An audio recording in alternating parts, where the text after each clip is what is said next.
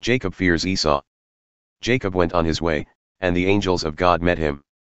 And when Jacob saw them he said, "This is God's camp." So he called the name of that place Mahanaim.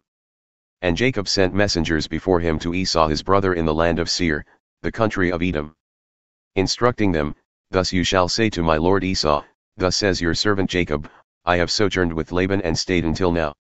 I have oxen, donkeys, flocks, male servants, and female servants. I have sent to tell my lord, in order that I may find favor in your sight." And the messengers returned to Jacob, saying, "We came to your brother Esau, and he is coming to meet you, and there are 400 men with him." Then Jacob was greatly afraid and distressed. He divided the people who were with him, and the flocks and herds and camels, into 2 camps. Thinking, if Esau comes to the one camp and attacks it, then the camp that is left will escape. And Jacob said, "O God of my father Abraham and God of my father Isaac, O Lord, who said to me, Return to your country and to your kindred, that I may do you good. I am not worthy of the least of all the deeds of steadfast love and all the faithfulness that you have shown to your servant, for with only my staff I crossed this Jordan, and now I have become 2 camps.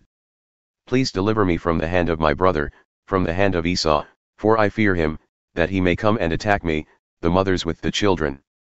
But you said, I will surely do you good, and make your offspring as the sand of the sea, which cannot be numbered for multitude."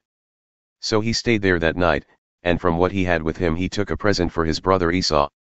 200 female goats and 20 male goats, 200 ewes and 20 rams. 30 milking camels and their calves, 40 cows and 10 bulls, 20 female donkeys and 10 male donkeys. These he handed over to his servants, every drove by itself, and said to his servants, "Pass on ahead of me and put a space between drove and drove." He instructed the first, "When Esau my brother meets you and asks you, To whom do you belong? Where are you going? And whose are these ahead of you? Then you shall say, They belong to your servant Jacob. They are a present sent to my lord Esau. And moreover, he is behind us." He likewise instructed the second and the third and all who followed the droves, "You shall say the same thing to Esau when you find him.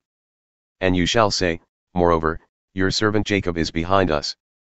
For he thought, I may appease him with the present that goes ahead of me, and afterward I shall see his face. Perhaps he will accept me." So the present passed on ahead of him, and he himself stayed that night in the camp. Jacob wrestles with God. The same night he arose and took his 2 wives, his 2 female servants, and his 11 children, and crossed the ford of the Jabbok. He took them and sent them across the stream, and everything else that he had. And Jacob was left alone. And a man wrestled with him until the breaking of the day. When the man saw that he did not prevail against Jacob, he touched his hip socket, and Jacob's hip was put out of joint as he wrestled with him. Then he said, "Let me go, for the day has broken." But Jacob said, "I will not let you go unless you bless me." And he said to him, "What is your name?" And he said, "Jacob." Then he said, "Your name shall no longer be called Jacob, but Israel, for you have striven with God and with men, and have prevailed." Then Jacob asked him, "Please tell me your name." But he said, "Why is it that you ask my name?" And there he blessed him. So Jacob called the name of the place Peniel, saying, "For I have seen God face to face, and yet my life has been delivered." The sun rose upon him as he passed Penuel, limping because of his hip. Therefore to this day the people of Israel do not eat the sinew of the thigh that is on the hip socket, because he touched the socket of Jacob's hip on the sinew of the thigh.